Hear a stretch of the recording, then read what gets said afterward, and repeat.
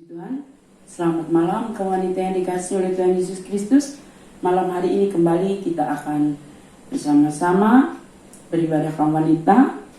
Dan hari ini adalah hari keempat ketuanan Roh Kudus. Untuk itu kita tetap akan bicara tentang pentingnya peranan Roh Kudus dalam kehidupan kita orang percaya. Kita akan angkat dulu satu pujian sebelum kita berdoa. Kuduskan tempat ini. Kuduskan tempat ini untuk kami berdoa. Kuduskan hati ini untuk kami menyembah. Ya segala perkara ku serahkan padamu, Yesus, dan Roh Kudus bekerja memimpin kami semua. Kuduskan tempat ini untuk kami berdoa. Kuduskan hati ini untuk kami menyembah. Ya segala perkara ku serahkan padamu, Yesus, dan Roh Kudus bekerja memimpin kami semua. Sekali lagi kita akan berdoa. Kuduskan tempat ini untuk kami berdoa. Kuduskan hati ini untuk kami menyembah. Ya segala perkara ku serahkan padamu, Yesus, dan Roh Kudus bekerja memimpin kami semua.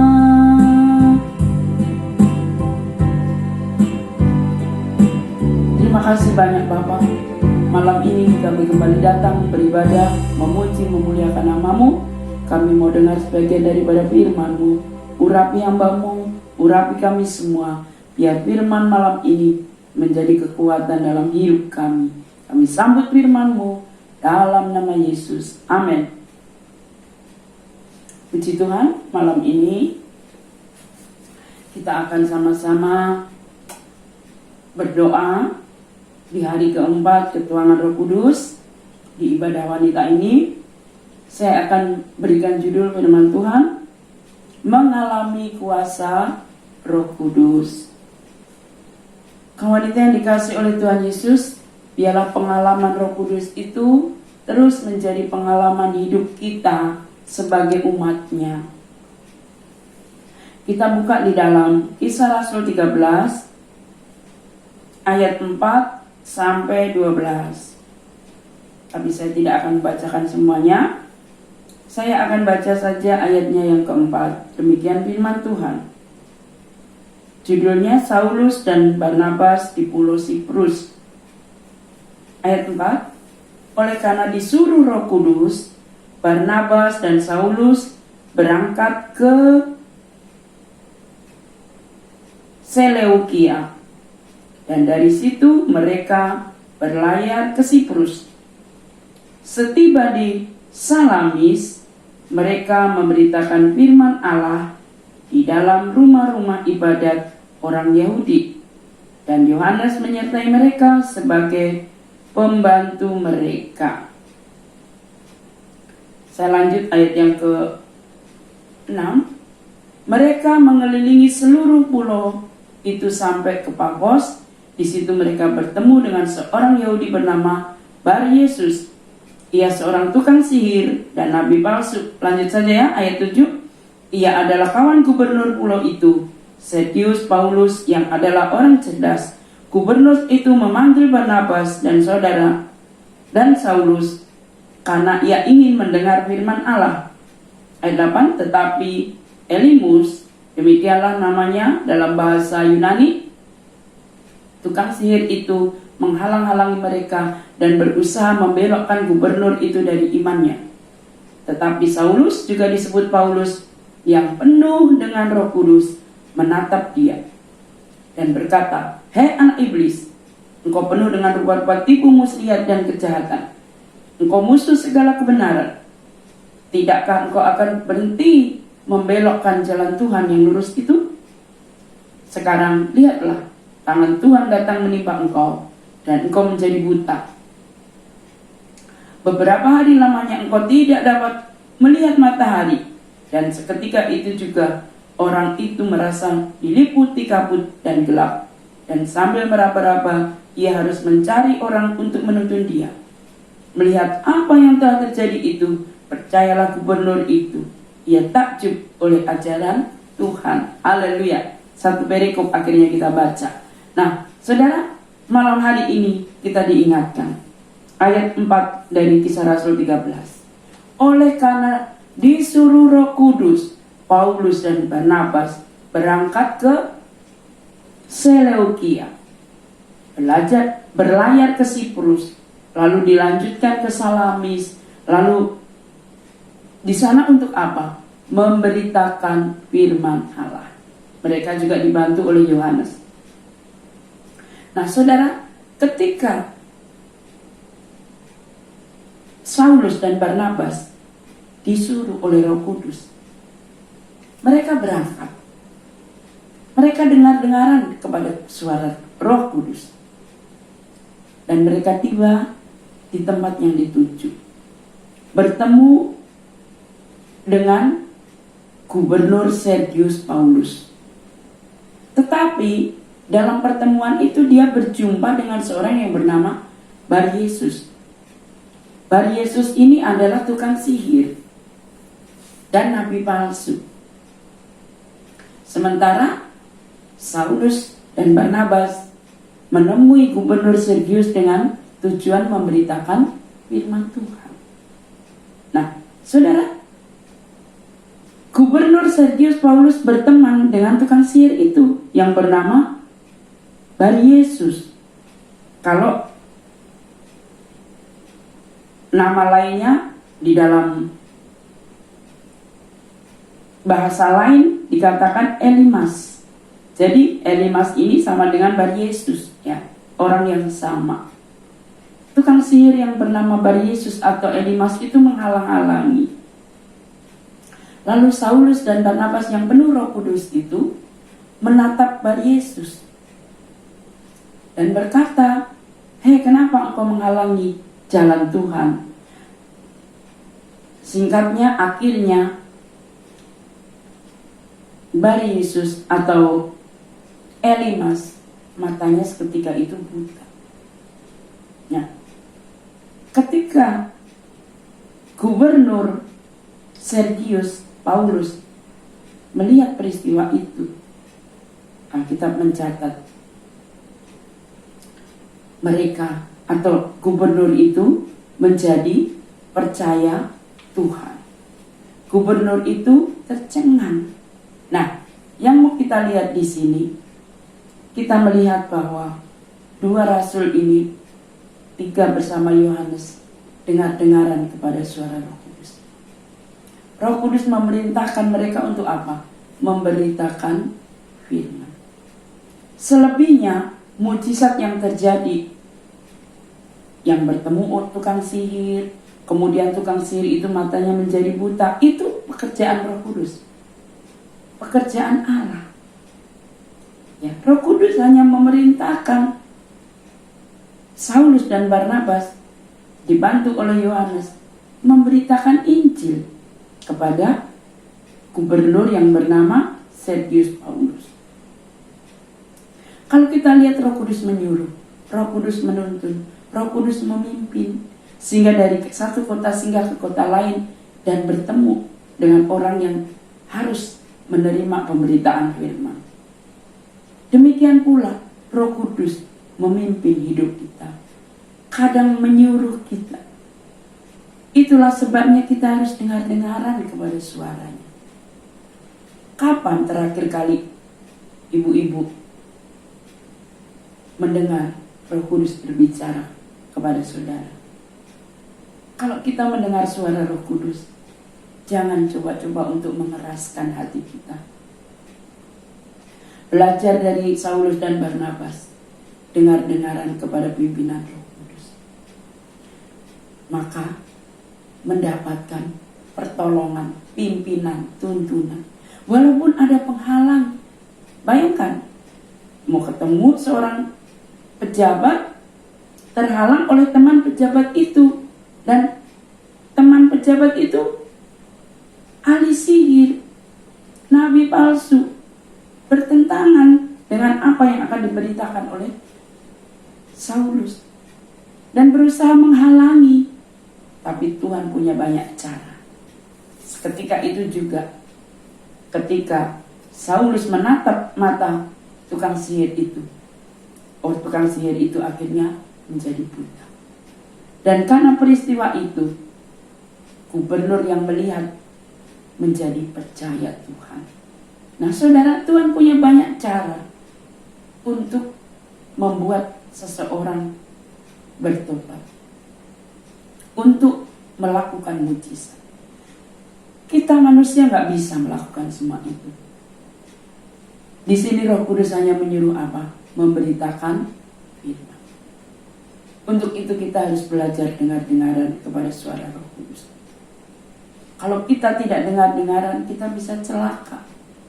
Satu contoh, ada satu ilustrasi. Pada tahun 1990, ada peristiwa pesawat jatuh. Dan ternyata pesawat itu jatuh kronologisnya adalah ketika pilot itu mendengar suara naik ke atas. Pilot itu berkata, diam. Aku lebih ahli, aku lebih tahu medan. Sehingga merasa tahu, dia tidak mengikuti suara itu untuk naik ke atas. Tidak lama kemudian pesawat itu meledak dan semua yang ada di dalamnya hancur. Nah saudara, kita ibarat pilot. Seringkali Roh Kudus berbicara kepada kita. Kalau kita nggak dengar-dengaran kepada suara Tuhan, suara Roh Kudus, kita bisa celaka. Bahkan kadang bisa mencelakai orang di sekitar kita. Sebagaimana pilot tadi, dia mencelakai semua orang yang ada di dalam pesawat itu. Nah, itulah sebabnya mari kita mau belajar hidup, mau dipimpin oleh Roh Kudus.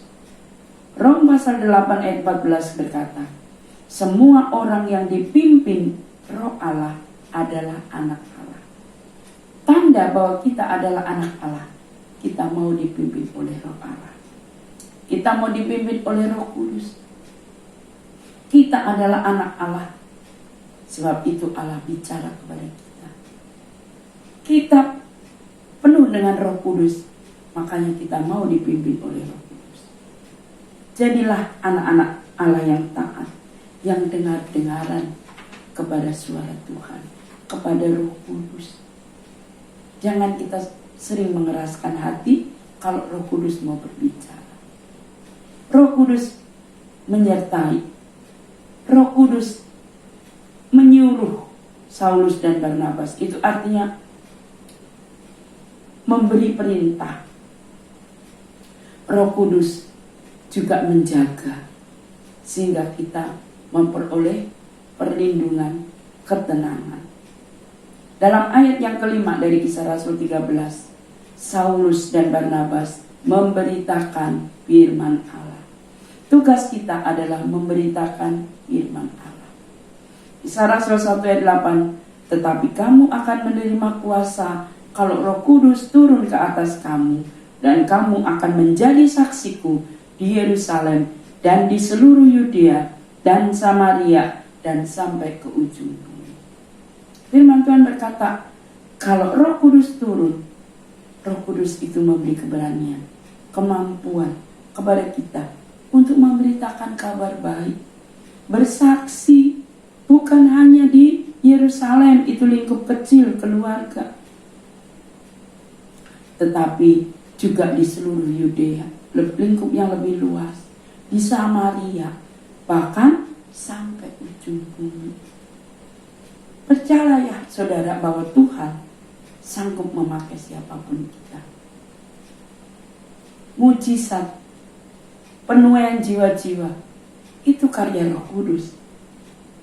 Tugas kita hanya satu, memberitakan firman, menyampaikan kabar baik, bersaksi. Penuaian jiwa itu karya Roh Kudus. Mujizat itu karya Roh Kudus. Tugas kita hanya bersaksi, menyampaikan firman. Sebab itu, mari jangan kita mengeraskan hati. Kalau Roh Kudus bicara, Roh Kudus menyuruh kita untuk melakukan apa yang Dia suruh pada kita, kita mau taat. Kalau kita dengar-dengaran, kita akan melihat mujizat. Sebagaimana Saulus dan Barnabas, dia lihat mujizat. Seorang gubernur yang temannya saja tukang sihir, nabi palsu, dia bertobat. Tuhan punya cara untuk memenangkan banyak jiwa, melakukan mujizat.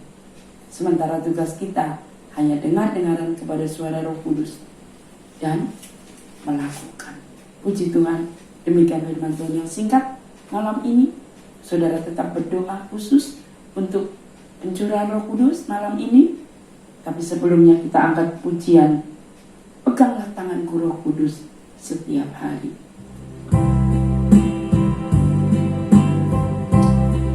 Peganglah tanganku Roh Kudus setiap hari.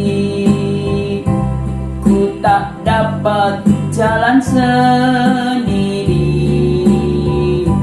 tanpa Roh-Mu. Bawalah diriku kepada segala kebenaran, agar ku tidak tersesat, mengikuti jalan-Mu. Peganglah tanganku Roh Kudus setiap hari. Ku tak dapat jalan sendiri tanpa Roh-Mu. Bawalah diriku kepada segala kebenaran, agar ku tidak tersesat, mengikuti jalan-Mu. Terima kasih banyak Tuhan. Malam ini kami sudah dengar firman-Mu yang mengingatkan kepada kami supaya kami dengar-dengaran terhadap suara Roh Kudus. Karena ketika kami dengar-dengaran, tugas kami hanya memberitakan firman, menyampaikan kabar baik. Selebihnya Engkau yang akan berkarya, beracara, bertindak, memberi mujizat, memberi pertobatan, penuaian jiwa-jiwa. Terima kasih Tuhan. Kalau hari-hari ini mungkin kami mulai tidak peka terhadap suara-Mu, ampuni kami dan ajar kami untuk kembali peka mendengar suara Roh Kudus, sehingga setiap hari, setiap saat, setiap waktu hidup kami terus dibimbing oleh kuasa Roh Kudus. Kalau hidup kami dibimbing Roh Kudus, kami akan alami banyak pertolongan, banyak kemurahan Tuhan, banyak mujizat. Tolong kami, karena kalau kami tidak dengar-dengaran, kami bisa celaka. Terima kasih banyak Bapa. Berkati seluruh umat-Mu yang sedang menantikan pencurahan Roh Kudus malam ini. Tuhan jamah, Tuhan lawat, Tuhan baptis kami, perbaharui roh kami, supaya Roh Kudus senantiasa baru tiap hari dalam hidup kami. Terima kasih Tuhan. Kami berdoa, kami alaskan doa ini dalam nama Yesus. Amin.